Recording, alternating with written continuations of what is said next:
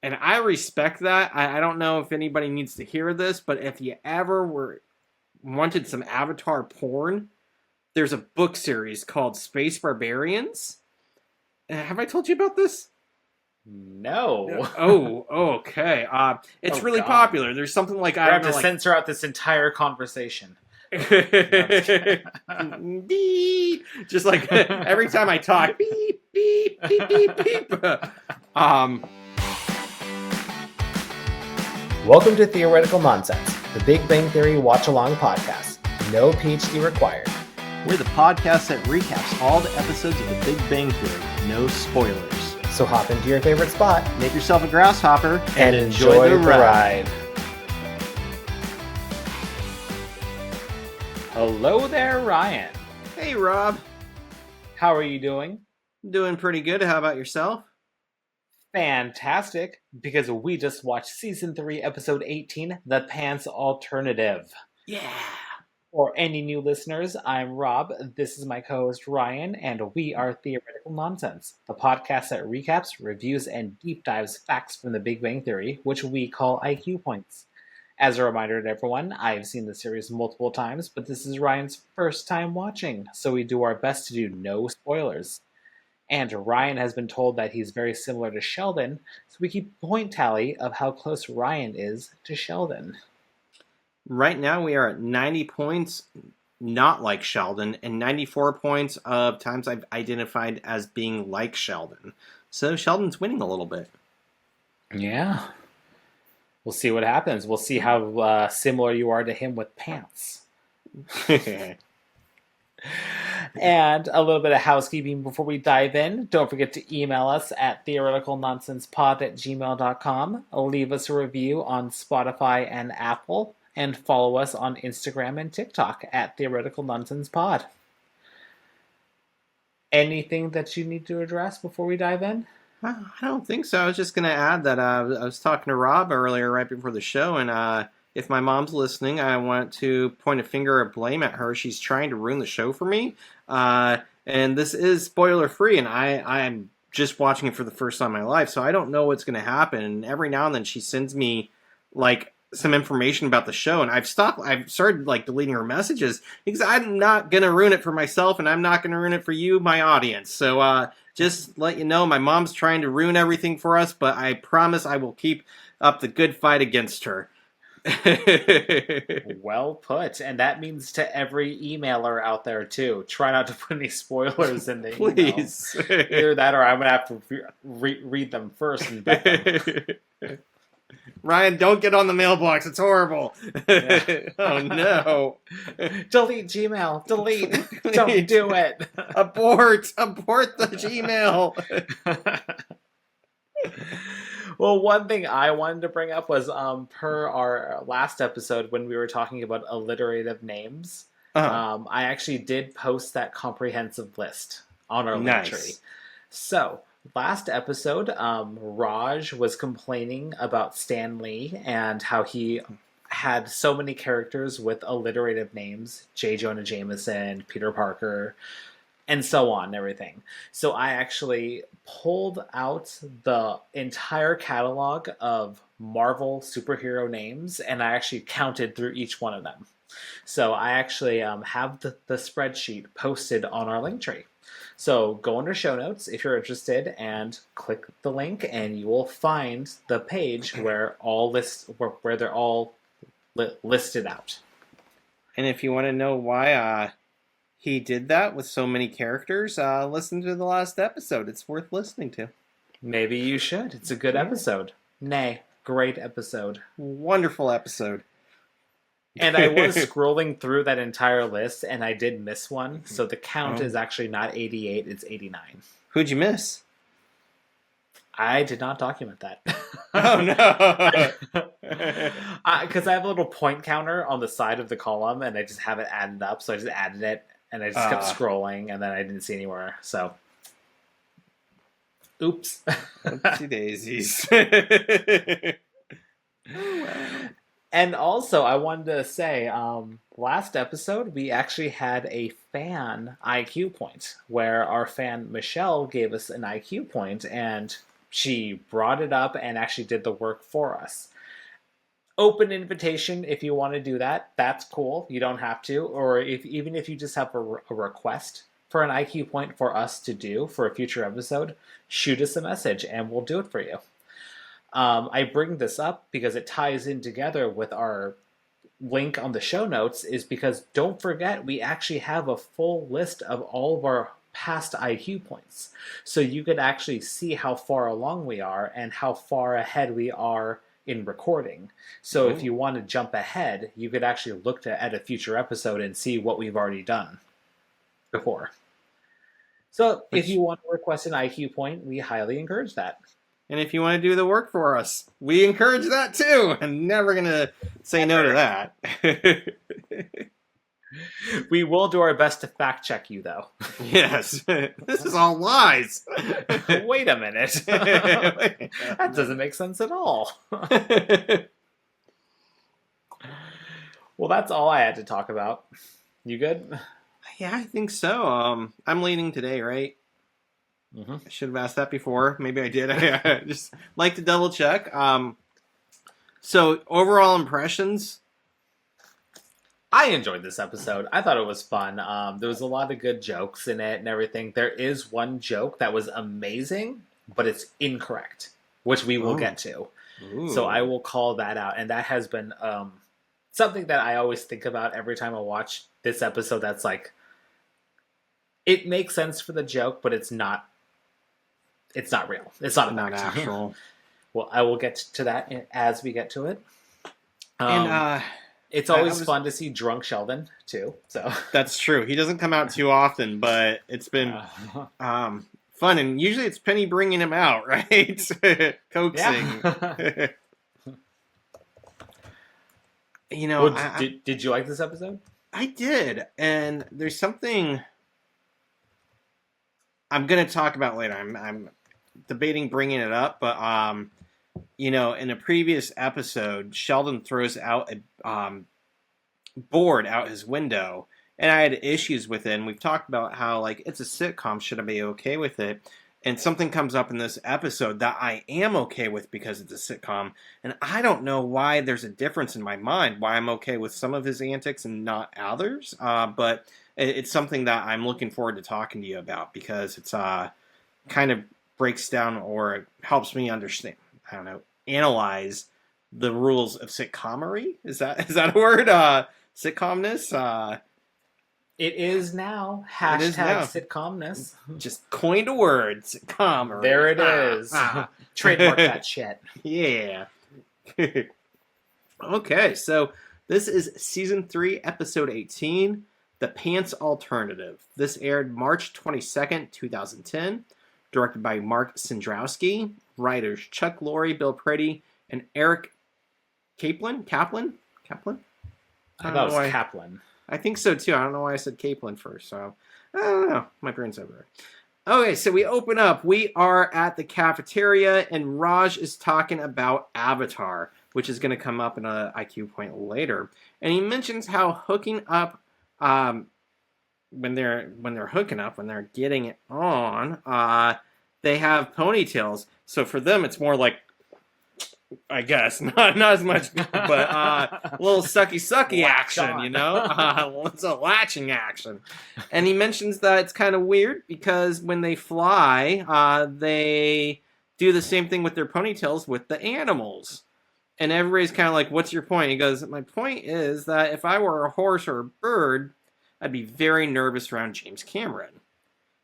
And I respect that. I don't know if anybody needs to hear this, but if you ever wanted some Avatar porn, there's a book series called Space Barbarians. Have I told you about this? No. Oh, okay. It's really popular. There's something like, I have to censor out this entire conversation. Beep. Just like every time I talk, beep, beep, beep, beep, beep. So there's this series called Space Barbarians. I've only read the first one because Kelsey made me read it. She wanted me to know. She made you read it. There's like 50 of these books out there. It's become huge. It started off as like an independent publication, and then it got picked up, and like any bookstore you go to will probably have like 5 or 6 of these on hand from different places in the series. But it is basically Avatar smut. They're not actually avatars, but they are blue giant aliens that like to have sex with Earth women. And when they're having sex, they purr like kittens. And so it's interesting. But the real deal was Kelsey made me read it right before we went to see Avatar 2 with some friends. I mean, I finished it the day of, and I couldn't stop giggling throughout Avatar 2. Especially when Kelsey started purring randomly. So yeah, Ooh, if you're somebody was having too much fun. Yeah, we got our ponytails and started hooking them up together during the movie. You braided them into each other and walked to the theater. Yeah, we watched it with some friends, and they were wondering, what the fuck are you guys doing with your hair? Oh, you know what we're doing. So anyways, I agree with Raj there. I think James Cameron... Yeah, he might. I'd be pretty worried if I was a horse or a bird. He also has some pretty deep fetishes with water in general. Like if you ever saw like The Abyss, Titanic, even Terminator 2 with liquid metal. Like he really likes liquid stuff. So yeah, I don't know. Good movies though. Just if I was a horse, I'd be a little bit nervous. They say that wetness. Like why like models and everything like that are always like in the beach or in the ocean and everything like that, because being wet is a sign that they're ready for sex. Oh. Symbolism. You know, that reminded me of the Jeffrey looking Dahmer at, like, the show, whole but other I'm not going to world. go there. Oh god. I did watch that. God. What's his face did such a good job, but I still remember the like spoilers if you haven't watched Dahmer. But Yeah. there was that scene when he has the blood bags, and he just like takes a big gulp out of it. I was like, oh. I need to go somewhere else. I've got to be somewhere else now. Yeah. But I think it's the dad talking about how there's been studies that suggest that the blood is a psychological stimulant for sexuality, and like it's something about the visual nature of being wet, and is programmed our brains to get turned on for some reason. So yeah, maybe Even with blood. Even with blood, yeah, and organs and intestines, I guess. I don't know. They didn't go that far in the movie, and I don't want to look it up. Well, if you watch The Boys season 4, you will have an eternal hard-on then. Wow, this hard-on's huge. The Boys. You know, I was thinking the same thing with I just watched Abigail last night. How was that? It looks it's a very unique storyline, and I appreciate that. I thought it was going to be cheesier and campier because, like, oh, ballerina vampire, oopity-doo. But they went more adult with it and a little bit, not super serious, but kind of serious. But there was definitely, like, blood dripping off people's faces. It's excessive blood. But I'm like, yeah, all right, that's something. All right. All right. Who needs a popcorn refill? Okay, so Sheldon complains about Raj caring more about fictional details when instead of real world details, like why wasn't William Shatner in the new Star Wars movies? Right off the bat, sure. I'm getting, I agreed with Raj about his issue with the ponytails hooking up, but I am getting a point for being like Raj because I care about movie details. I will go on. Obviously do, as we have a podcast about Big Bang Theory. Where exactly, we right? Everything. In fact, in Abigail, there was like a small detail that I pointed out at the end of the movie. And my dad's like, yeah. And then Kelsey's like, it's just a movie. Who cares? I'm like, I care. I invested care. time. I want to know the details. I care about those details. So Well, you're also a writer too, so of course you care about this kind of that's stuff. true. Yeah. And I'm a carer, I care. Yeah. So, so Leonard says he knows the winner of a science achievement and brings it in. And of course, Sheldon is belittling it, mocking it. But it turns out it is Sheldon. And Sheldon gets excited and decides to go interview himself and post his interview online. Howard says that's one thing about Sheldon. The William Shatner of science, what he needed was an ego boost. I don't think that's the strongest cut to an interesting, but it does set up the episode, so I'm fine with that. We go through the look up if this is a real award, and I don't think it's a real award. You don't think so? At least not. Based off what I researched, at least not in Caltech. I googled around, and the extent of this, there is something similarly named, but nothing like this on the Caltech website. There is an award out there, not at Caltech. It's called the Chancellor's Award for Excellence, but Caltech does not have that. So I think they kind of just made it up. That's fair. I was curious to see who else won and what they won for, but turns out it's not a real thing. And if they ended up mooning people at their award speech, yeah, I could not find information on that. It's the craziest thing. It's been censored from the internet. Yeah. All right, so we are at their apartment, and they are watching a 3D movie. And I have an IQ point on this because they all have 3D glasses, except for Raj, who did not get 3D glasses at 7-Eleven with the purchase of a Slurpee. And so I did an IQ point on this because I was a little confused. They were using red and green glasses, which is an older style. And so I'm going to kind of go through the history of 3D images, television, and why I think it's wrong that they would be using that style, and I'm confused why they would use them at all. But, so the notion is, if you're unfamiliar with 3D television, it's a gimmick. It's created by tricking our eyes into perceiving different images at the same time. Each image is taken separately from the same distance as our eyes are apart. So they are basically seeing two images from the human perspective, which mocks the notion of what our eyes do. They give our brain two images at the same time to give us depth perception. And so this information comes from two sources, The Guardian a little bit, and American Paper Optics, 3dglassesonline.com, because they had different dates for different stuff, and I kind of combined them. But starting in the 1890s, 1891, French scientist Louis Decaux du Huron developed the anaglyph.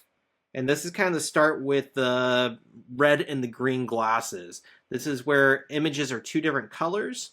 They're imposed on each other. And then by wearing glasses, the red lens will eliminate the red image. The green lens eliminates the green image. And then your eyes will see the corresponding images, even though they're looking at the same exact point.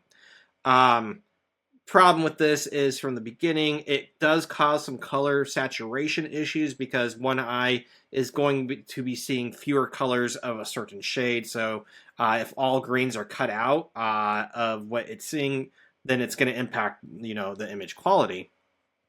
Later that year, John Anderton proposed polarization techniques to give each eye a specific image. And this will go on to be what we have today for 3D images.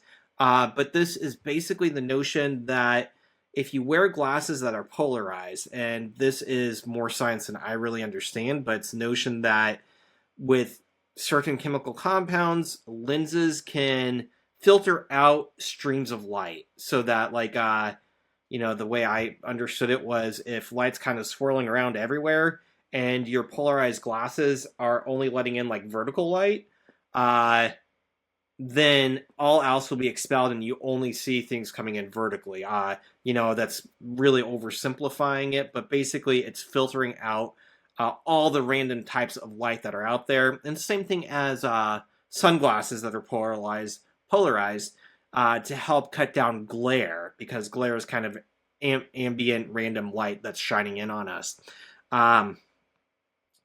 So yeah, he proposes these, and the notion is that if one image is shown at one light stream and the other's at the other light stream, and each lens filters out the other, you could get the same effect as the red and the green 3D glasses.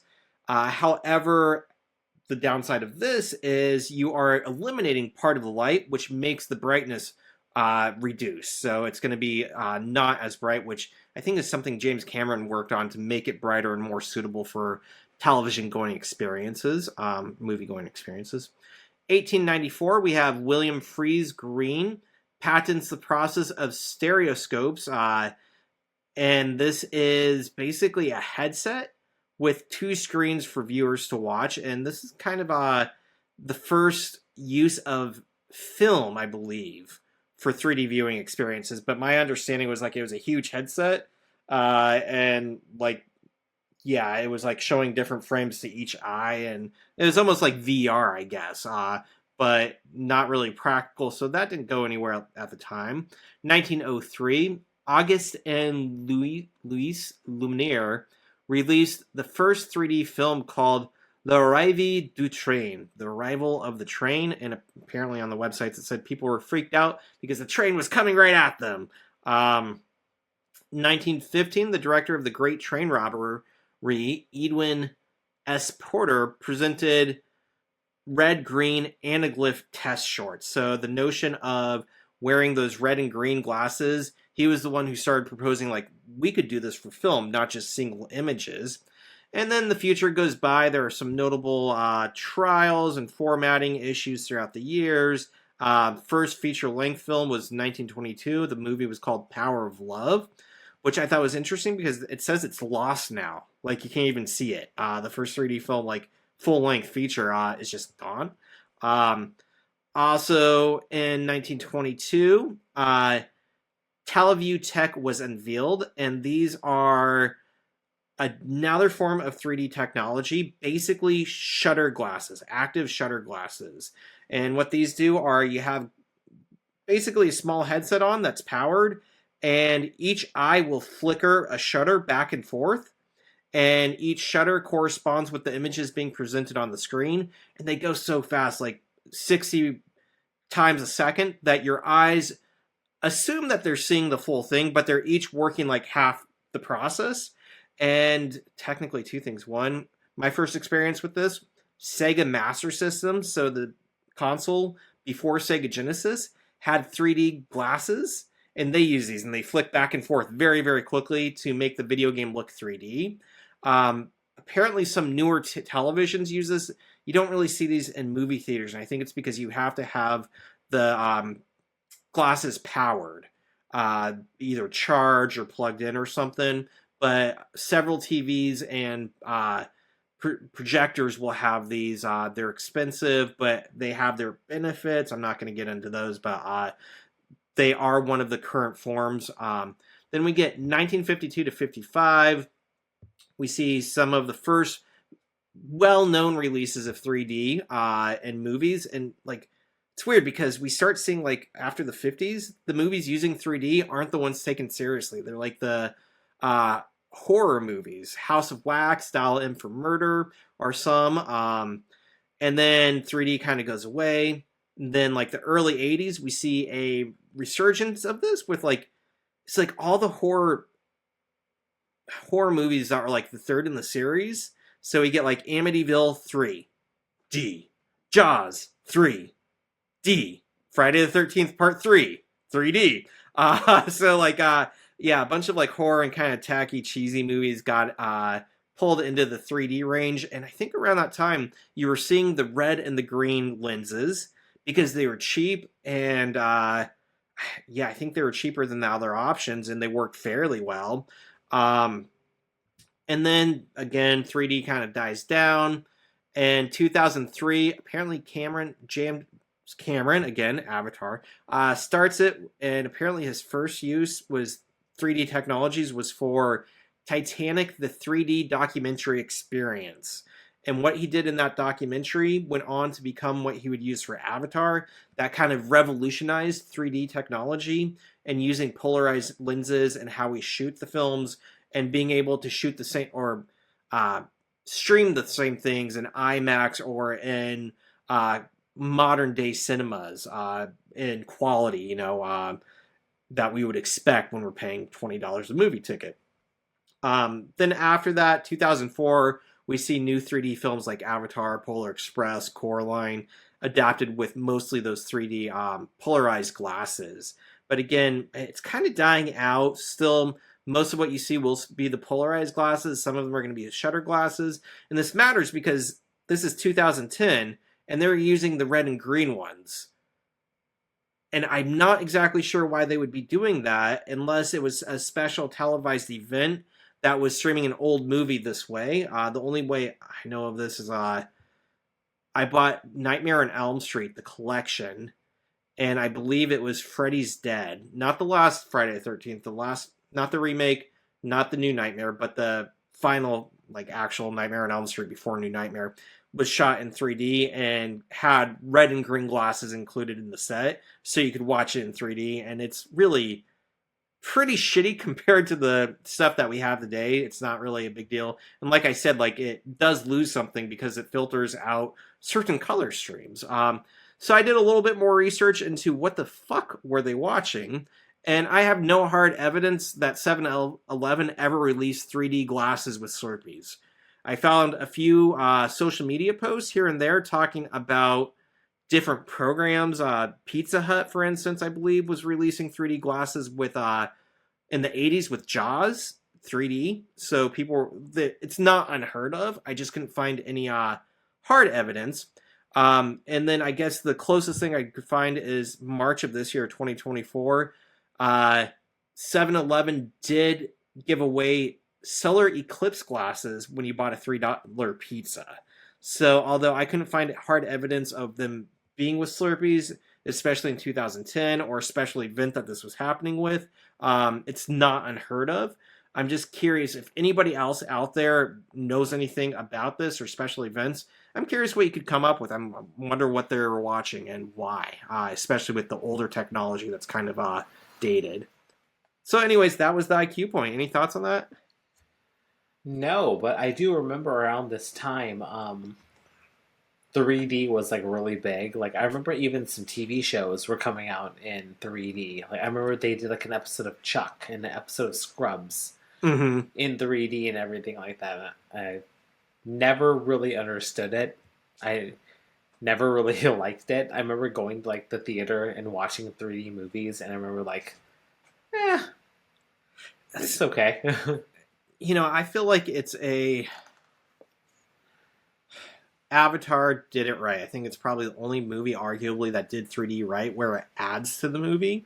And I remember watching it and being I feel more immersed. No other movie has pulled me in quite like that, and it's felt usually a distraction or a gimmick over anything. And I feel if a movie's doing its job, I should feel I'm there in the experience without the 3D. I should feel I'm so wrapped up in the story and the cinematography that I am there without even thinking about it. And so the 3D angle kind of throws me off, self-actualization, that I realize I am there and I am watching a movie, and it pulls me out of it. Final Destination, I believe Final Destination 3D, they made a big deal about it, and I'm yeah, I think I like the other ones more because I'm not forced to. And now, if you're not watching it in 3D, you know that it was supposed to be in 3D because, I don't know, a roller coaster is coming right at you, and, it is forced often. I know, or something gets thrown at you, and all of a sudden it's, coming directly at you, but you don't have the 3D effect, so it looks weird. Did you ever see Harold Kumar, the Christmas special? No, I didn't. It was shot in 3D, and they make fun of it. It's kind of funny watching it in 2D because there's a part where a guy's building up this television. It's supposed to be a gift for somebody. He's it makes Avatar look avatarded. It is wonderful. And he throws his hand out, and the other guy goes, "Why are you standing like that?" And if you're watching it in 3D, his hand is stretched out to you, the audience. But like in real life, like he's like, why are you standing like? And like if you're watching in 2D, it makes no sense. But it's poking fun at the 3D thing. I also heard that. Oh, who's the guy who plays Machete? Oh, Danny Trejo? Yeah, he's in it, and he plays the guy's father-in-law, and he seems like a really good sport about a lot of stuff. But apparently, there was supposed to be a scene where one of the guys was like jerking off on him, and he's like, I'm not okay with that. And they changed the script to something else. I forget what they changed it to, but he's like, okay, I can work with that. But he's like, I don't want somebody coming on my face, right? But like apparently it was supposed to be part of the 3D thing with like coming out. Oh my! So I think that might have been a little much, but for some reason I remember that more than the actual movie. So if you watch the movie, that's not in it. It was like a proposed scene in a draft. But what was I going to say about that 3D? Oh, also, since I have glasses, like trying to wear 3D glasses on top of my glasses is always a bitch.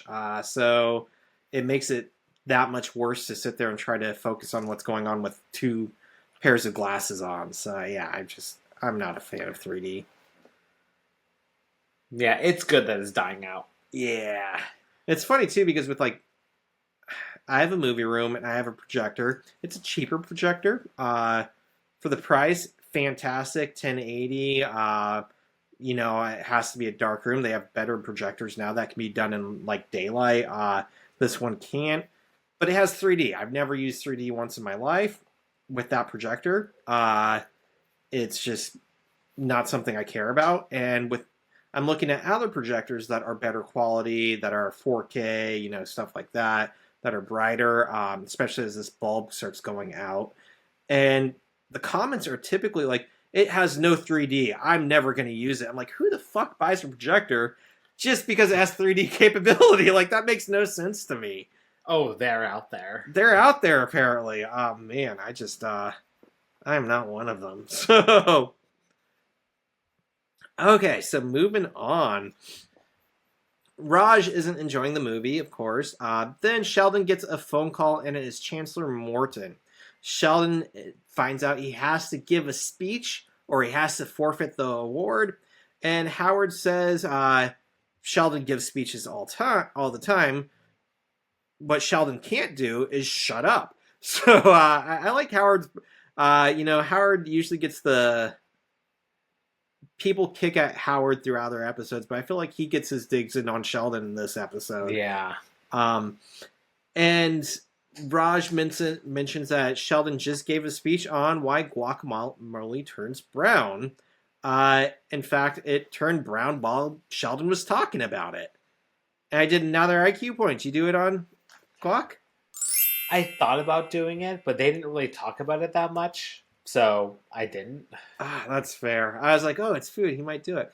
Well, I did it because I was curious and I thought I knew why it turns brown. Thing is, it's not like as deep as I thought it would be. So basically, this is according to foodnetwork.com. It's oxidation. When oxygen, in fact, specifically, and I got this from both Food Network and Newspapers and Education, NIEonline.com, the notion is polyphenols get added with oxygen to an enzyme in the fruit called polyphenol oxidase. And the enzyme basically gobbles up oxygen and polyphenols and shoots out other stuff, most specifically a pigment called melanin. And this is in our skin and our eyes and hair that causes it to get the brown color. Is that how you pronounce it? Melanin? And it's in other fruits and stuff too. And the notion is that this happens with other stuff too. It's not just guacamole. It's the same thing that causes apples to go brown. And it is just a visual change. It doesn't affect the nutrition or flavor. In fact, this happens to tea. It happens to chocolate. It happens to coffee. For some reason, we're okay with it when it's those things. But when it's apples and guac, we get freaked out. And so, yeah, basically, if you have your guac or apples stored in the fridge and it's not more than 3 days old, it's going to be safe, according to these websites.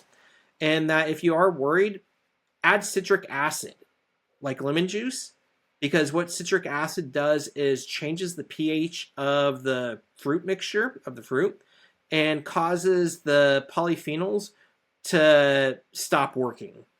And so it like deactivates them and will cause the, you're going to have a little lemon taste, but they're not going to go brown. They also say, cover it up with plastic if you're not using it and put it in the fridge. Some people were saying you put it in water if you can. I think apples were a big thing with that, where people would put it in water because if it's in water, there's no oxygen being exposed to it. But yeah. Oh, two other things. One, random fact that because America is so like concerned about how our food looks, apparently a company has genetically engineered a type of apple called Arctic apples to have genes that lower the chances of PPO, of polyphenol oxidase production, the stuff that gobbles up polyphenols and oxygen and creates the brown color. So basically, companies are genetically engineering food to cater to our desire to not see the brown. But there's a problem with that because the U.S. Apple Association is saying that this is probably going to make people see apples as unhealthy or that the brown is dangerous. Also, there's a whole notion of are genetically modified foods okay or not? So there's some, discourse about, is it okay, should we actually be fighting to get rid of this brown color? Or should we be pushing education saying, hey, it's not really that dangerous and food doesn't have to be pristine looking every single minute that we, cut it open. But I also like pointing out that if you are ever curious, since I brew, if you use tap water, be careful with chlorine. Let your water sit because chlorine will evaporate out of it. If you don't, the chlorine can mix with phenols, similarly as the polyphenols that create the brown color, and will mix with chlorine to make chlorophenols, and that makes your beer taste like Band-Aids. So basically, these enzymes, these phenols are all over the place, doing different things to different foods. And if you are ever curious about food, you're probably going to run into them in some way, shape, or form.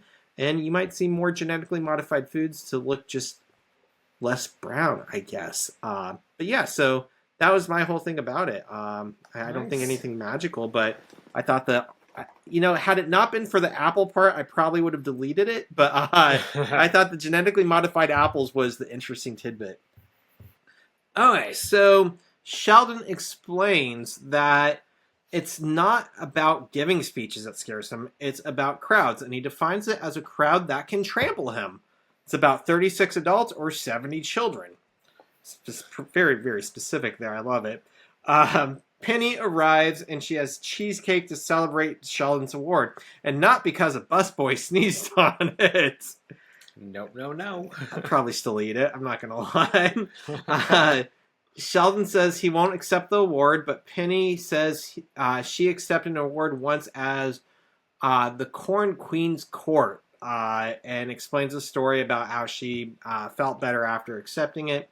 And Sheldon tells a story about when he was 14 and graduating from college, and he was asked to give an address, and up on stage he had a panic attack, and then he passes out while he's just imagining and reiterating it. So it's traumatic, I suppose. Next, we are on the stairs, and Sheldon is walking home, and he's talking to his mom. She recommends praying or singing Jesus Take the Wheel. He agrees, or he says it's not going to help, he's not going to do it, but he agrees to buy the song on the iTunes. It made me laugh. I also like the fact that he says iTunes or the iTunes, because now it's just like called music, right?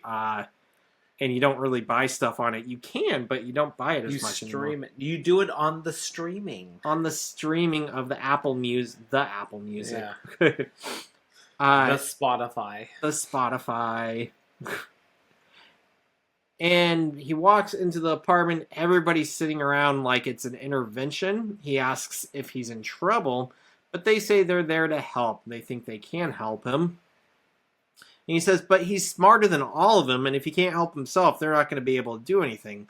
Leonard says to look at it like the X-Men, that he might be Professor X, but the X-Men help Professor X all the time. Sheldon smiles. He gets this really dumb smile on his face like it's clicking. I love it, and I'm sure I get that same smile on my face all the time. And says he does like the X-Men. And then Penny asks if she saw it. Leonard says that they watched it last week, and she said she liked it. She says that about a lot of things. And then Sheldon says, okay, if you're my X-Men, what are your powers? And they go through it. Penny says she will take him shopping for new clothes, which will give him confidence.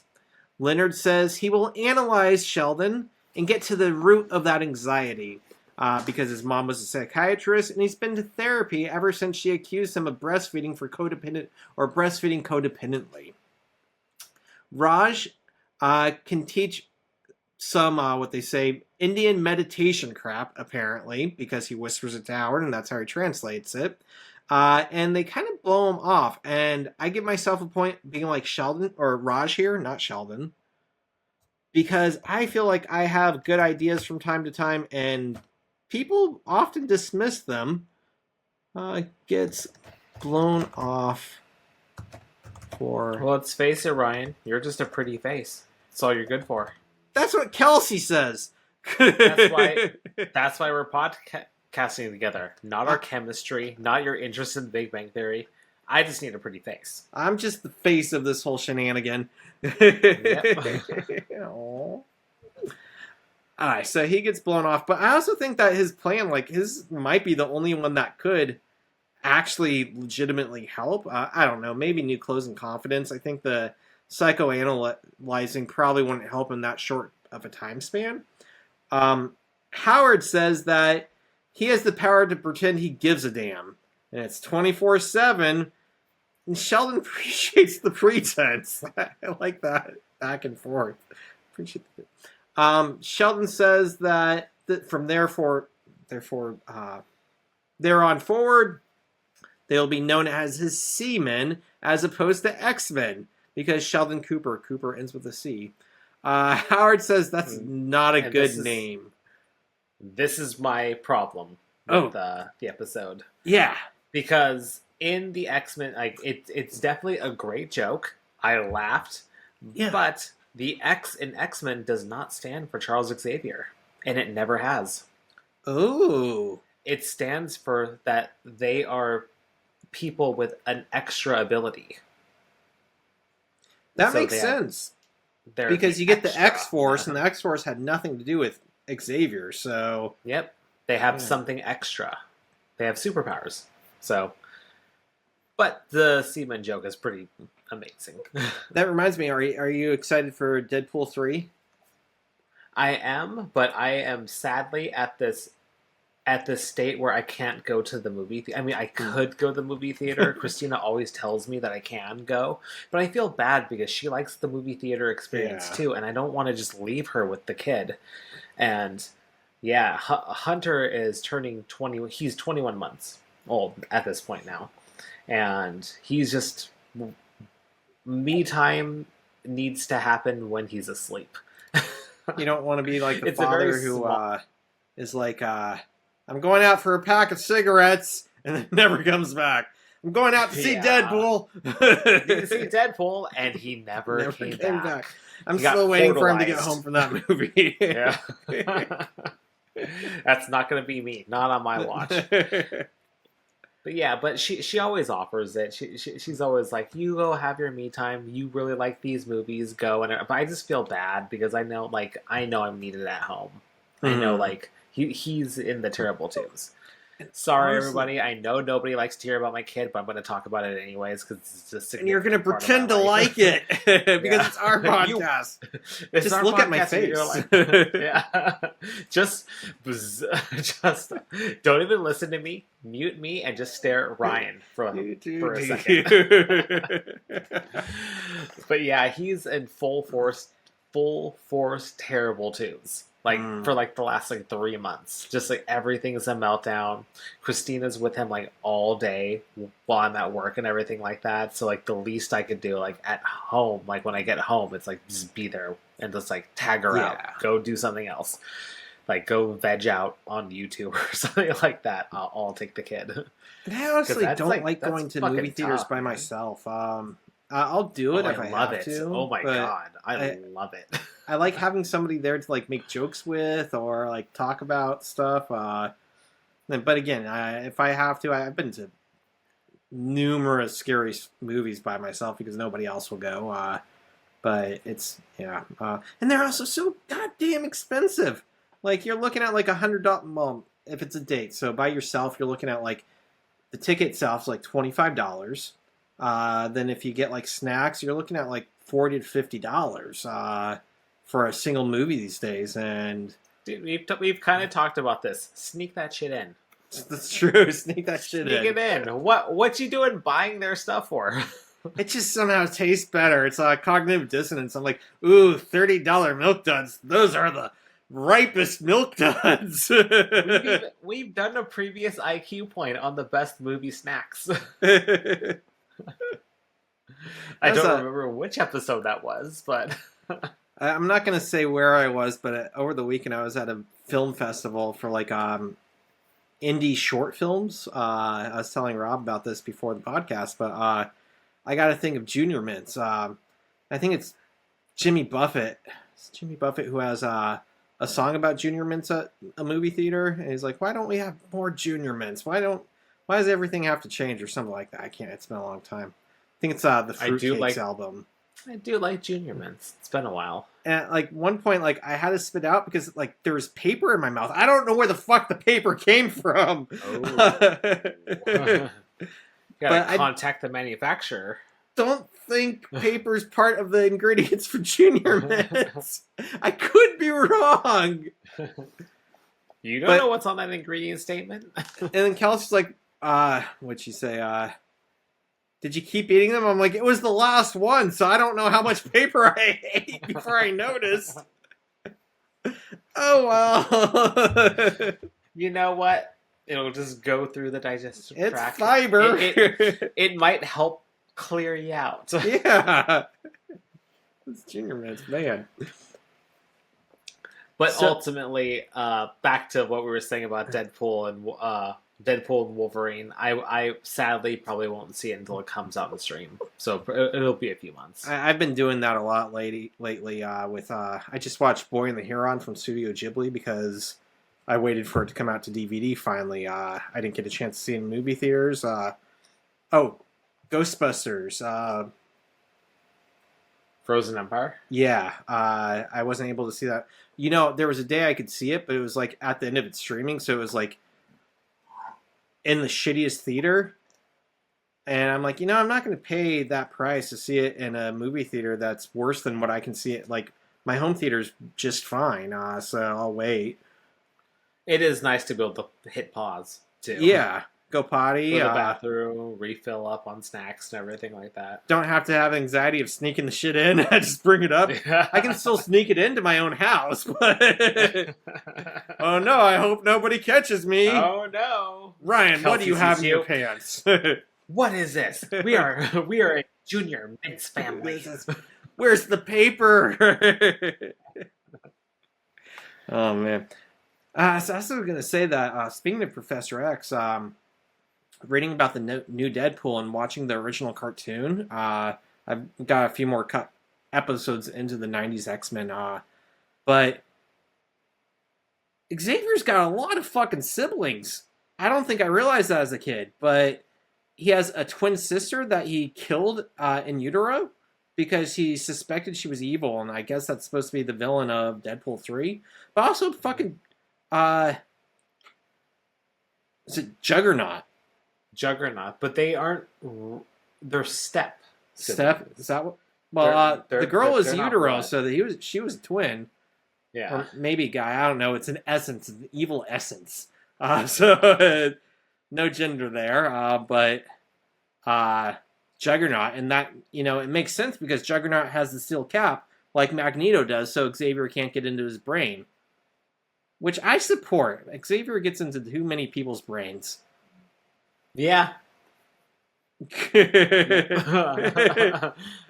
Let's face it, we all would. Yeah, well, I mean, I'm not going to say I wouldn't do it, but... And it's definitely not a man-woman thing, because as soon as they cut his helmet off, Jean Grey's in his head like it's no tomorrow. She's like, I got to get in that head. Get in there. Get in there. Ooh, a new head for me to get in. These X-Men. Wow. Yeah. Well, let's see if the Seamen are even better. Yeah. Seamen. So that is not a good name, Howard says. Moving forward, they are at the apartment, and Raj is helping Sheldon meditate. He says he's going to help him overcome his fears through meditation. Sheldon points out how Raj still can't talk to women, so meditation must not be helping. Raj points out that technically he can still be in the same room as women without pissing himself, so meditation's helping somewhat. It's a good response. Raj tells Sheldon to close his eyes. Sheldon says not to punch him. Love this interaction. Apparently when Sheldon was young, his sister would tell him to close his eyes, you'll get a surprise, and then she'd punch him. Raj promises he won't punch him. And Sheldon says, that's what my sister would say too. So he's been punched a few times. Raj says to picture himself in a familiar place, or a place he feels at home. And Sheldon goes into talking about his Sim City, which is called Sheldonopolis. They start to argue because Sheldon says that he's in Sheldon Square. He needs a sweater. He can't buy the sweater. And suddenly a monster attacks, a giant kaiju. And he's screaming at the people to escape. He wakes up to the door slamming, and Raj has just run away, giving up on the whole situation. Sheldon says he has suspected meditation has always been fake. And I got an IQ point here. You do one on meditation? No, I have not. I honestly only have one IQ point, which will come later on. I thought I had 3, so this is my 3rd one, but I looked over my notes, and I almost missed the 4th one. Today, when I was re-looking over my notes, I was like, oh, there's a 4th one that I forgot to highlight, so I'm almost done with my IQ points, I promise. So I started off at Vox.com with an article called by Ali Volpe about meditation for those who believe they can't meditate or shouldn't meditate. And she quotes Marvin G. Belzer, associate professor of psychiatry at UCLA. And in that quote, he says that you don't need to fully clear your mind. That's impossible. And that people who think that when they meditate, that they have to fully clear their mind, they will give up. They will fail at that task. What you do is you just try focusing on everything else. You focus on small elements such as your breath, your body, the ambient sounds, the world around you. And when your thoughts start racing, just try to pull them back in and, let them go as is, but keep remembering you're trying to focus on these small things, and that so many people give up on meditation because they feel like, oh no, my brain's racing too much, or that I'll never be able to quiet it because most people can't do that. It's impossible.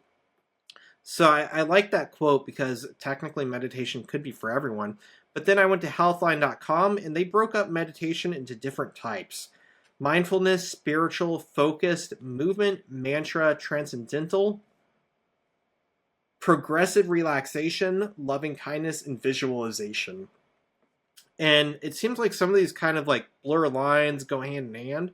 But what we get is mindfulness is probably the most popular one, the most well-known, comes from Buddhist teachings. This has to do with paying attention to your thoughts and your mind and observing them, trying to understand yourself. So mindfulness is like taking a step back saying, I'm feeling angry. Why am I angry right now? What's going on in my life? Why is this like reflecting on your personality, I guess, your emotions, your thoughts, what's going on internally. Spiritual is more for religions. I feel like this was probably the most separated versus the other ones, at least compared to this article. But spiritual is the one where religious entities, priests, monks, devout worshippers try to develop a connection to a deity, higher power, or some spiritual cause. So religious basis, not necessarily personal basis. Focus meditation deals with focusing on the five senses. So this includes holding focus on small factors like gongs and looking at candles, it says. So basically, this is where you try, instead of like thinking on a certain thought or imagining yourself somewhere, you focus on something in reality, a smell.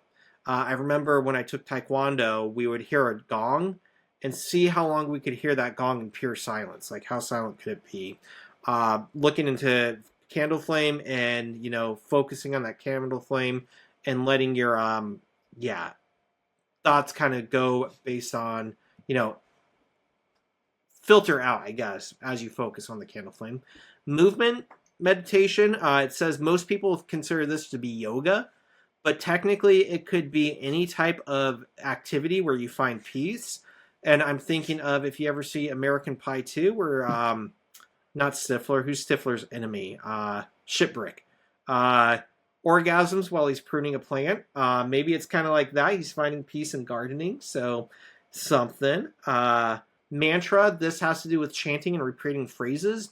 And I forgot to look it up, but we, in a recent episode, just talked about the word Om, and how Om is technically and scientifically backed up to be kind of beneficial to help our mind process and calm us down.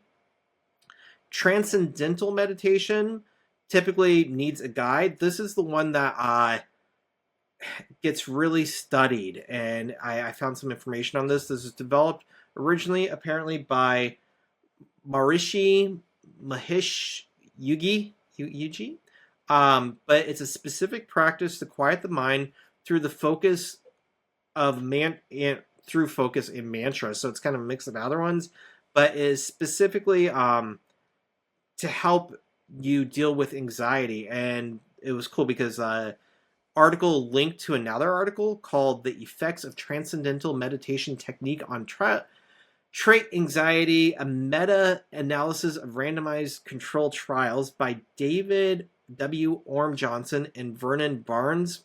And this is a cool article. I only read the abstract and the conclusion, but it looked like they, did research and analyzed like hundreds of other studies, and basically came to the conclusion, yes, transcendental meditation helps with stress and anxiety. That you might need a guide, and depending on your anxiety levels, it can help more if you have high anxiety. But as long as you're trying to deal with your anxiety and you do have help, meditation is a useful technique to help you deal with some of those things. Which in this case, Sheldon dealing with his anxiety, it could definitely work with Raj as a guide. Progressive relaxation, I only have a couple more, helps reduce body tension. This is where you focus on different parts of your body and you try to tense them up. So it's like, concentrate on your shoulder. Tense it up right now. Release it. Okay, think about your bicep. Tense it up. Release it. And this is apparently really good like before bed, because it helps like kind of relax your body, your muscles, and figure out where you're straining stuff, where you're holding your tension, and trying to relax that specifically.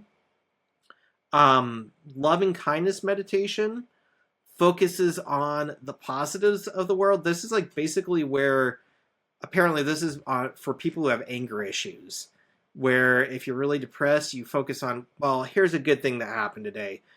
Here's something that I want to put out in the universe. I want to send positivity to my friends. I want to focus on the love they're giving me instead of letting your brain go to the negatives. In this case, again, with Sheldon, I feel like that would probably be part of it, because he's focusing on passing out and being trampled to death. And I think that if he focused on the award, maybe that's a positive. And the last one, visualization. This is the one that works with the imagination, where you imagine a scene, an interaction, going to a happy place, succeeding, going to, what was it, Sheldonopolis, So Raj was kind of using that. Again, they kind of blur hands, but in this case, he's imagining himself in a different place and that relaxation. But apparently, there's several of these different ways they work, different ways you can handle them, different benefits. And according to that study that I mentioned by Orm Johnson and Barnes, they do work. And that was something I was curious about because when Sheldon says, I thought they were all fake, I felt like he was really undermining stuff that's scientifically proven to calm down the mind and lower blood pressure and shit. So, yeah, that's the IQ point. Any thoughts on that before I move on? Nice. When you were kind of bringing it up in the beginning, it definitely reminded me of an older IQ point that we did about the eureka moment and how doing a menial task can kind of shut your mind off. Yeah. And it's almost like, and now that you kind of talk about it, it actually almost is a form of meditation where you're doing something else and putting your concentration on, because like you said, you could never truly turn your mind off. Yeah. So that's kind of what this menial, like doing a menial task can be therapeutic because now your mind can focus on other things. And you let the mind go and you just kind of try to focus as much as you can on whatever you can and relax at the process. Yeah. So now we are at a store buying a new suit. And I love the interaction between Penny and Sheldon. Penny says a new suit's going to give him a new outlook on life. And he needs to pick out a suit. Sheldon says he doesn't want one that's only a single color, and especially an expensive one that's only one color. So Sheldon gets to pick out something, and he does, and he says it's sharp. It's also very plaid. Penny says Sheldon is wrong about it being sharp. Sheldon says he has another suit, he picks out another suit, and he goes, I had one like this when I was a kid.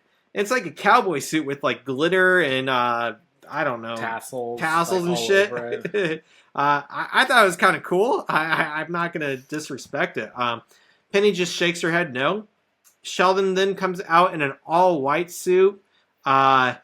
He says he found it in the prom department, which I think is interesting because in my high school, we didn't get to wear gowns or a cap to graduation. We wore summer tuxedos, which are basically almost completely white tuxedos. I'm like, yeah, I can see him finding that in the prom department. That made a lot of sense. It gave me flashbacks to high school. Penny says it's ridiculous. Sheldon says everything else will suffer in comparison as she hands him another suit. Sheldon comes out and apparently looks great. And Sheldon disagrees with Penny and says he looks like a clown, but apparently they end up with that suit. Back at the apartment, Leonard... I think it's a nice callback to the previous episode, the Excelsior acquisition. Huh? The suit that Sheldon was wearing to court was like super like plaid and everything like that, and multicolored and everything like that. So it was a good like carry on that he has no style. You know, I don't. He has a style, it's just not mainstream. It's not a mainstream style, yeah. I respect his style. Yeah, he's very individualistic. Good for him. Or potentially punk. I don't think he's doing it in the light of punk. That's how you put it. Fight the man. Fight the man. Damn the man. So Leonard is now trying to psychoanalyze Sheldon and asks, how are you doing? Sheldon starts complaining and asks if he should talk about his dreams. He says recently he had, I love this, he had a dream where he was a giant, but everything else was to scale. The only way he knew he was a giant was because he was wearing size 1 million pants. So apparently his pants were extra large, but everything else was exactly the same. So they decide just to talk, and Sheldon says he can expedite this and gives his answers to the standard Rorschach blot test. He says A, a bat, B, a bat, C, a bat, D, his father killing his mom with a hypodermic needle. And we've seen some... I would love to meet his dad and his mom in the same room just because we've seen some... heard some stuff between them, and I'm curious of just what went down with that. I guess we'll have to watch Young Sheldon. Young Sheldon. But I mentioned this before. It's not really that spoiler territory because it's the same universe, but it's a different show. Yeah. And I mentioned this before. I definitely feel like they either retconned it or I haven't watched all of Young Sheldon, but I'm wondering if they addressed his eidetic memory. Because we've established in a previous IQ point that Sheldon technically doesn't have an eidetic memory. Yeah. He has a photographic memory. Based off the definition, it's a photographic memory. And the thing about photographic memory is that to the person that holds the memories, they think that it's line by line factual, but they could remember it differently, and they just think that it's a fact and the truth, but it's really not. Yeah.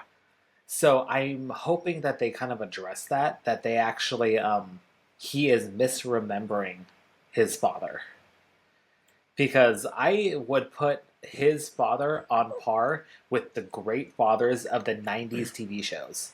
You know, like Uncle Phil, Carl Winslow, like Danny Tanner. Like, I put him on that level. Like, watching that, I saw like the first 3 seasons, and I thought that George was on that level. Interesting. So it's kind of fucked up that Sheldon is misremembering it. Like, because he's cherry picking memories. He's talking about him kind of like I was almost going to say Homer, but I'm not going to say Homer. I'm going to say Nelson. Is it Nelson? The bully on Simpsons. Yeah. His Nelson dad, Muntz. who I'm pretty sure is the gangster guy who's always robbing people, right? Yeah. Maybe I've always assumed that, but like I think of a Snake. Yeah, Snake. I don't think that. Did they ever establish that actually is his father? It would make a lot of sense. Right? I think just the facial and the hair, the facial construction, I've always assumed that, but I don't think they ever established it. So maybe it's not, but it would make a lot of sense. But, yeah, from his perspective, like, and also the fact that, like, he's always blaming his dad, but, like, it takes 2 to tango. And I'm curious, like, how the mom interacts with the dad, because Sheldon and his sister came out pretty not competent, well-adjusted, right? Oh, yeah. That if their parents had been that bad off, they probably wouldn't be where they are. I don't know. I'm curious, and it's saying he's attacking her. Why a fucking hypodermic needle? Like that's so specific. I love the detail, and I'm laughing, but at the same time, it makes me wonder what is he remembering or misremembering. So exactly. Well, here it goes into my only IQ point of the episode. The Rorschach test. Yes. Because did you do anything on this? No, too? I did it about Adler. Elder? Yeah, whoa, shit. Why did I not write down his first name? The Adler theory of inferiority. Oh, okay. So, well, I chose this one just because Sheldon, I know it's an ink blot test, and I know it's supposed to kind of help you understand your psyche and everything like that, but I wasn't sure how standardized it was. Because he was like, oh, here are my answers. Yeah. A is this, B is this. It's like he basically just, so it got me wondering, is it supposed to be administered the same every time? Yeah, you would think it's not, right? I was going to say, before you go into it, but I always think of Watchmen with Rorschach, where the guy who wears the mask, that is constantly changing. So I've always assumed it's supposed to be different with everybody. Well, I'm going to tell you about it. Tell me about it. So I found out, I looked into this, and I found information on simplypsychology.org, mindlucidity.com, and nationalgeographic.com. So,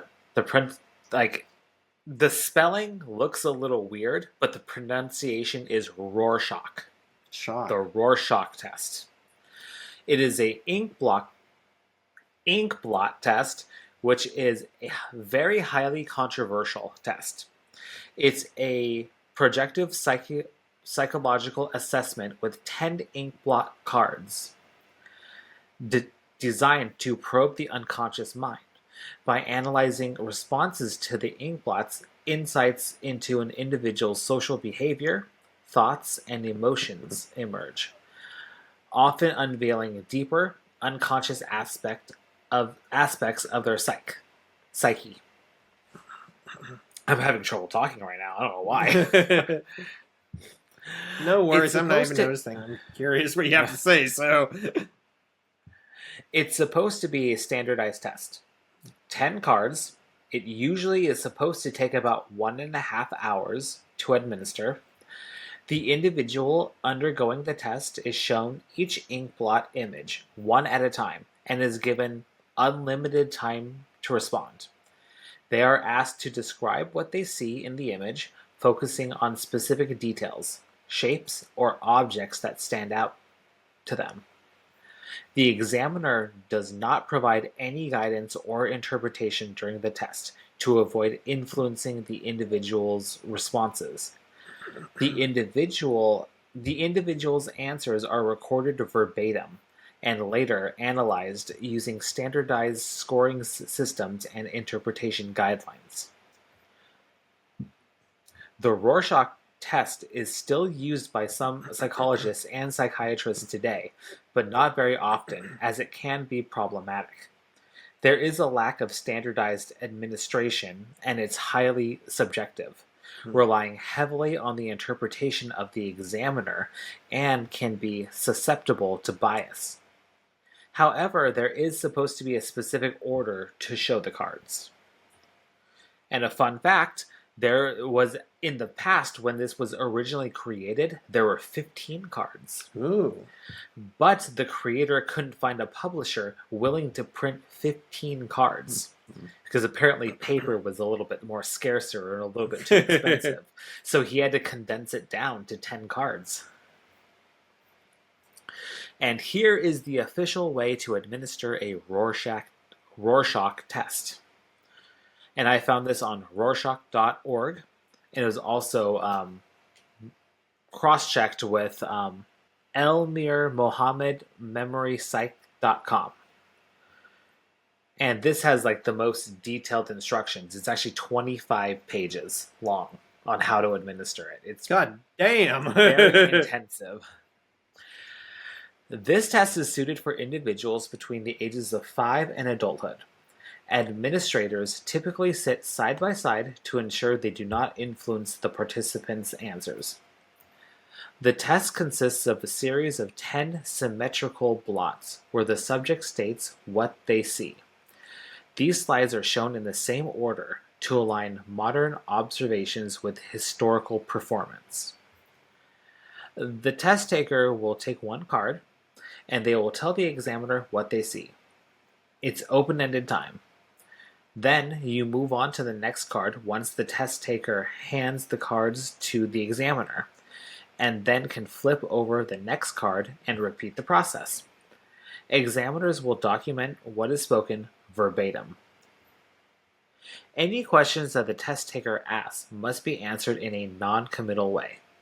For example, if the subject is unsure of what to do and they ask, "Can I turn the card?" the examiner needs to say something non-committal and say, "If you'd like." Examiners will I don't know, ask can you? only if you want to. Examiners will ask the subject for inquiries, such as location. For example, if the subject says that they see a bear, the examiner will specifically ask where and what shape looks like a bear. If the subject is unresponsive or gives what's called a rejected answer, the examiner can move on. This occurs if there's thought blockage from the subject, or they are unable to interpret the picture, meaning they just call it an ink blot, or something to that extent. The examiner should make the subject hold the card for a minimum of 2 minutes before permitting a rejection. And after you take the test, the examiner needs to score the results. So there are 3 popular scoring methods. There's Klopfer's method, Beck's method, and Exner's method. And honestly, the bulk of the directions of that 25 pages were these methods and how to decipher everything. And honestly, it's super boring, and I don't want to, I don't want to get into it. What you're saying Just is know- it's like a Dungeon Master's version of psychology. Yes, exactly. They're the DM. They're the DM. Dr. DM. Yep. But if you are interested in knowing how the scoring system works, check out elmirmohammedmemorysite.com. But I think the main takeaway from this IQ point is that this test is not reliable.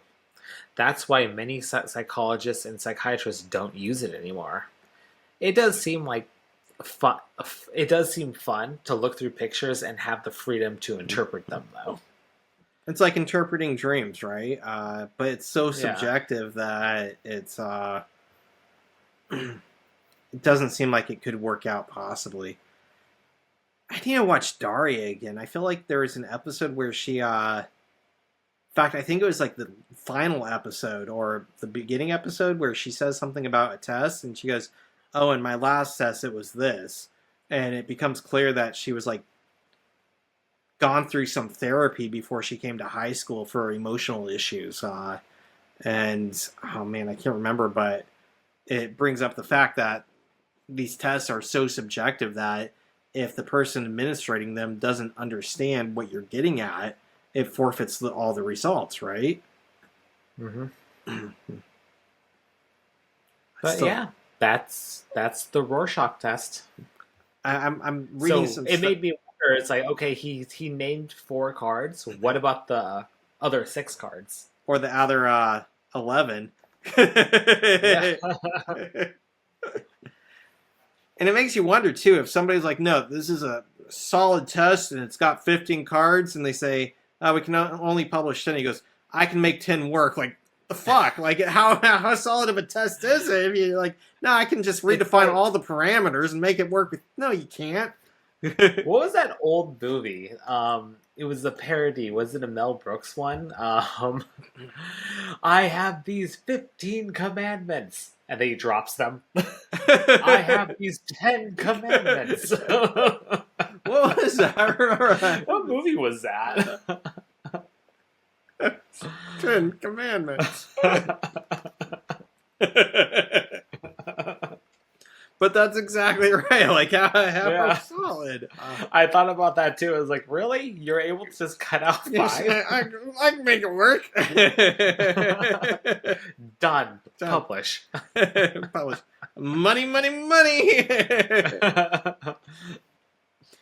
I still like that. I've been reading about Dungeons and Dragons and how to be a DM, so I'm thinking about like just like throwing out to my players like, "What is this ink blot? It's a dragon. You're fighting a dragon." How can I make this work for Ryan? Well, if you ever do an online game, count me in. I need to read about it. I've been trying to get like weekend gaming sessions set up, and it's kind of hard in the summer because everybody like, especially like in the has a life. Ugh. Yeah, everybody has a life. Nobody wants Ryan. What happened to Ryan? Well, you're just a pretty face. Once you start talking, game over. Once I start administering the DM stuff, it's like I just walk up to people and just flash an ink blot. What is it? Well, you're a pretty face, but you're freaking me out right now, man. I'm like trying to work this game night stuff out, but like I found out that some people want to do D&D, but you have to have people coming regularly to do D&D and everybody invested, and that's not going to happen.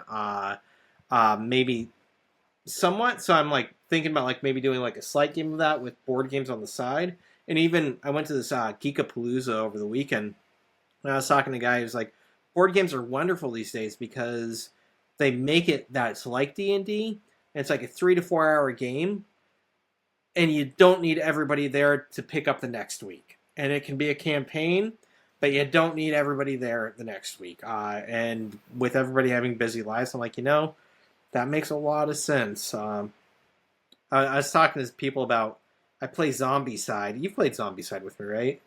Yeah, I played it with you. I love it. Oh, man. It's so complicated, but it's so amazing. So amazing. He said he could 3D print me stuff for it. And my big thing is getting cars, because I want to put my figure in a car and run zombies down. That's my go-to in Zombicide. I always run for the car, get in a car, and run people down. But I'm also like, I have the version with cowboys in a train. And I'm like, what if I had like a 3D printed train where the train comes into town? And it's an actual fucking train. Oh, I love it. So anyways, okay. So back to the show. Leonard says he'll start and starts explaining about how he gave an experiment and presented the results and has anxiety now because he doesn't feel like he deserves rewards, right? His mom made him give back his award because it was just a rehash of his brother's project. But it turns out that he didn't even know that his brother was doing that project. And Leonard points out that he's just restating Adler's theory of inferiority complex. And I did some research. I had no idea who this was. And what I found is that it's more solid than Freud's stuff about sexuality and our past making up who we are. But it's kind of the same thing as the Rorschach test, that it's not necessarily founded, it's too subjective. But so according to simplypsychology.org, well, first of all, Adler, why did I not get his first name? Was born February 7th, 1870, died May 28th, 1937. And according to simplypsychology.org, he believed basically we are defined by our goals that look into the future. Freud believed we are defined by our past, and how we were impacted in the past makes up who we are. Adler believes what we're working towards makes us who we are. He was criticized because it's kind of tough to prove, and this isn't really scientific, much like Freud. But there is some information saying, it makes a lot of sense, and studies are finding people do identify this way. But basically, some information about his theories. Since people strive for success and to be connected with others, we strive to perfect ourselves or to be better, to impress others, and to achieve goals. And when we start feeling inferior, it drives us even harder to improve ourselves. That's his big thing, is like the improvement factor. Early interactions with people influence our roles of inferiority and superiority in life. Basically, again, this kind of goes with Freud, our past, but the notion is that our interactions with people and how we see ourselves as treated and who we want to be and need to be impact how we perform later in life. He's also really big on the birth order thing. So I think a lot of the birth order personality, like, oh, you're a middle child shit, comes from him, which I don't believe at all, because I've met people of all ranging factors who have completely misaligned, like, the middle child always seeks attention because the older child is seen as perfect, the younger child is seen as the baby, and the middle child is forgotten. I don't buy that shit. But yeah, he believed birth order impacted personality. He also believed in compensation as a result for feeling inferior, intended to overcome issues by developing oneself. Basically, that if we feel inferior, we will compensate. We will work harder. We'll change ourselves. We will, self-delude ourselves, whatever it takes to feel less inferior. If people cannot compensate, they start to develop inferiority complexes. And a inferiority complex is when feelings of inferiority can't be fixed. So a person is always striving to overcome the issue to a point where it becomes harmful, where they know they can't fix it, but they try until they break down. They're stemming from this. We also get overcompensation and superiority complexes. Overcompensation is when one goes beyond achieving a goal. That basically it's not about just, okay, I've accomplished this goal, but going above it. And the example that they came up with was basically if you get somebody who has a stutter and they're having difficulties fixing that stutter or overcoming the stutter, that they go on and they have the desire to become a motivational speaker. So something that's way above and beyond, as opposed to just overcoming the goal, learning to talk to friends, whatever it might be. So the inferiority complex is when it can't be fixed and they kind of fall apart. Superiority complex, on the other hand, thought to come from inferiority complexes. Basically, when the inferiority complex becomes so extreme, a person tries to prove themselves better than they actually are. So this is where they start putting other people down. They go out and do things that they can't necessarily accomplish effectively. They become egocentric almost because they feel like deep down they know they can't do it, but they don't want to admit it. That's my understanding of it. And again, a lot of this seems subjective, and that's why he's criticized. But that is what he was believing, that we are based upon who we want to be and how we want to be perceived. So yeah. But again, it's interesting that Sheldon kind of references this stuff, and he's referencing it with Leonard at this point because Leonard feels like he can never compensate for being better than his brother. He's also second child, and his mom's making him feel like he has to give the award back, when technically, I mean, he won the award. The judges know exactly who's won the award before, and he's a kid, so he's winning the award. They know. Everybody knows, so it's really in the eyes of his mom making him feel inferior to his brother, which is what brings us up. Maybe there's other aspects too. If anybody listening knows how this connects or knows about the Adler theories, let us know. Mm-hmm. Okay, so moving forward, Sheldon starts analyzing Leonard, and starts having him open up and about this project, making him feel bad. The fact that his mom did this in front of everybody. She could have done it beforehand, but she waited for the ceremony to say, Leonard, you have to give the award back, to really, really push the buttons. Although, for her, I'm not sure if she meant to push the buttons or just was that callous or did it to punish him. Who knows? She seems kind of mean. Sheldon says he hears Leonard is angry with his mom. Leonard starts crying and says, for God's sakes, I was 8. So he was young. And then he mentions that's when the bedwetting started again. Again. I like that too. And we see that it's clear that the roles have shifted. Sheldon is now analyzing Leonard. Sheldon thanks him, and if Leonard, he says that if Leonard is so damaged but still can crawl out of bed each morning, then Sheldon knows he can go on and figure out his way to earn this award and give the speech. The session ends, and Leonard complains about the session not being a full hour. Now we are at the ceremony, and Leonard is opening, and he's still on the topic of his mom not giving him the compassion he deserved about the, Yep.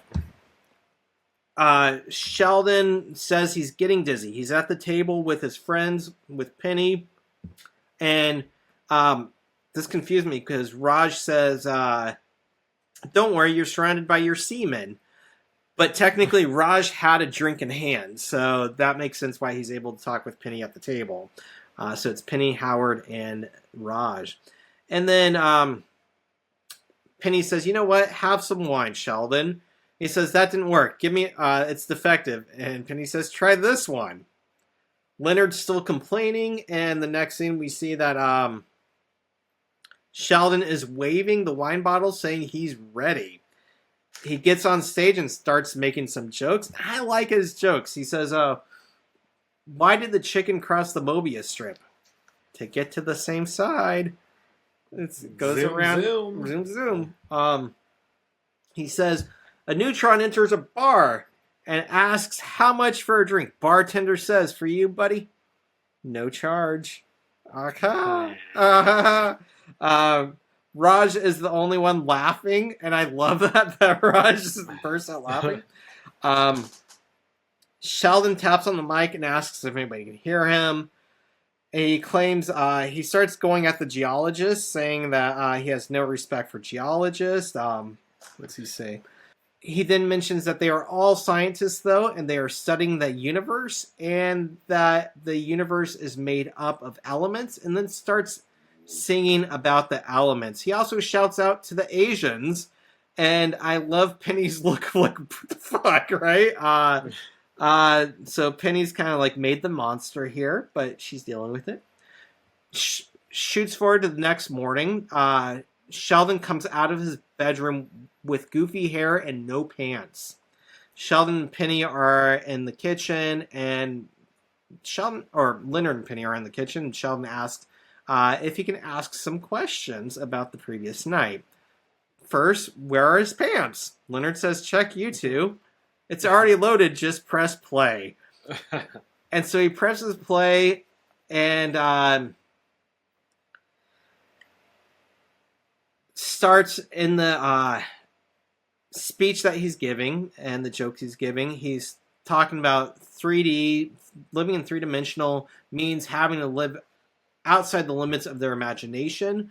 And I like that line because it throws back to Flatland, which I read for a previous episode. And I was kind of surprised in this episode that he went to Sheldonopolis and not Flatland.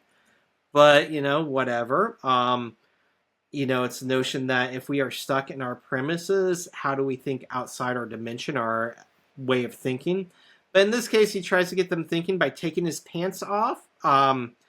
And yeah, basically saying that if I were not within 3 dimensions, I could take them off without my body getting in the way. I wouldn't have to drop them every time I wanted to take them off. And he goes on about that, but basically gets down to mooning everybody and then saying, hey, here's Uranus. And we don't see that part, but I'm guessing he is probably showing them his butthole for saying Uranus. I want to point out for this part, too, that I'm okay with this in a sitcom. I don't know why. With the board being thrown out the window, it seems out of character. It seems out of line. It seems like Sheldon could have gone to jail and hurt people, and I'm not okay with that for some reason. In this case, he probably would have lost his job in real life. Probably would have faced some charges, if not pulled down the stage by security. Some sort of like exposure or something like that. Yeah, but I'm okay with it, and I don't know why that is. Maybe I can tell myself the school knows who he is, and they put up with his antics because he's so brilliant. And the other one is somebody getting hurt, but I'm far-fetched here because I was laughing at this scene, and when the board went out the window, I'm like, I don't believe that. And also, he was sleep-deprived in that one. He's drunk in this one, so, altered states of mind. But I don't know. I just wanted to point out that in this scene where he flashes everybody his ass and then says, here's Uranus, and not sure what he does there, but it's probably with his butthole. You know what he's doing. We know what he's doing. He's spreading those cheeks. Leonard and Penny are laughing, and that's the end of the episode. Yeah. I will say I didn't do any research, but the song that he sang with all of the elements, it actually is a real song. It's called The Elements, and it's by Tom Lehrer.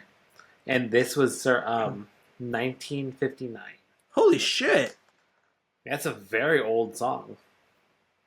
But it's a real one. It sounded familiar. I'm going to, I was thinking that sounds like a real song, but I couldn't place it. But I would never in a million years million years thought it was like almost 3/4 of a century old. God damn.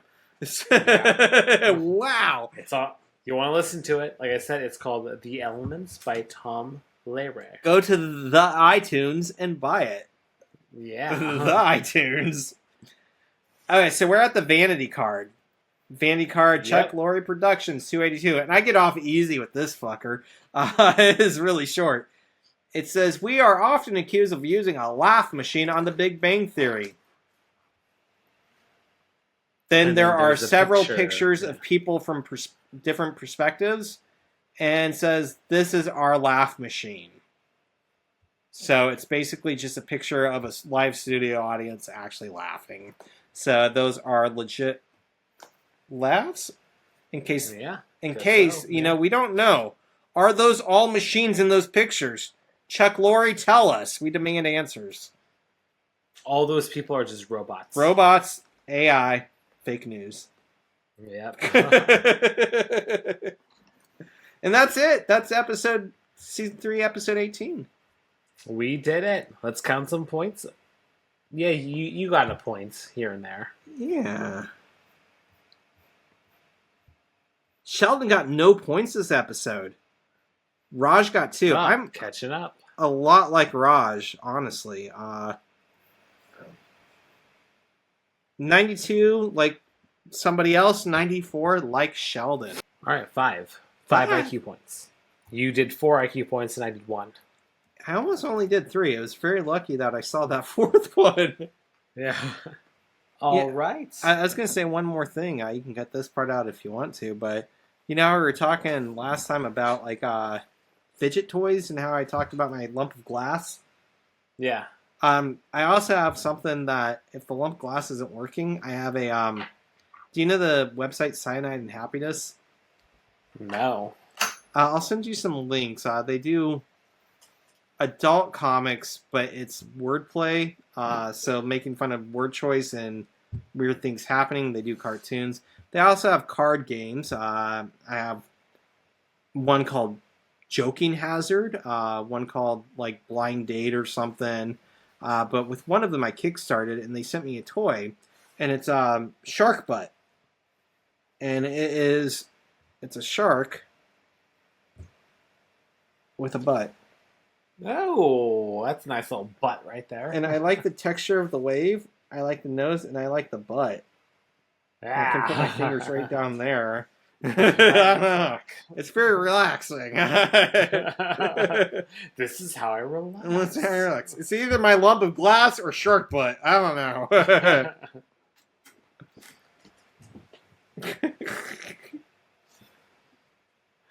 All right. Well, anything else? That's all I've got. Good episode.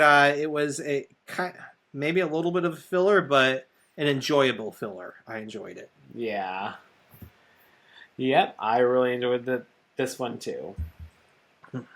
Well, thanks again, everyone, for listening. Don't forget to follow us on Instagram, YouTube, and TikTok at Theoretical Nonsense Pod, and email us at theoreticalnonsensepod@gmail.com, and leave us a review on Spotify and Apple. And we will see you next time when we talk Season 3, Episode 19, The Wheaton Reoccurrence. Oh, Thanks shit. for listening. You know what's going down. It's Wheaton! Wheaton!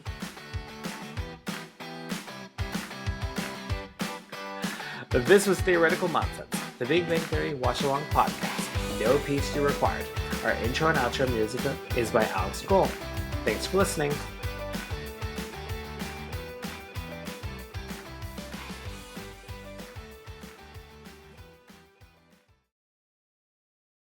Symbolism.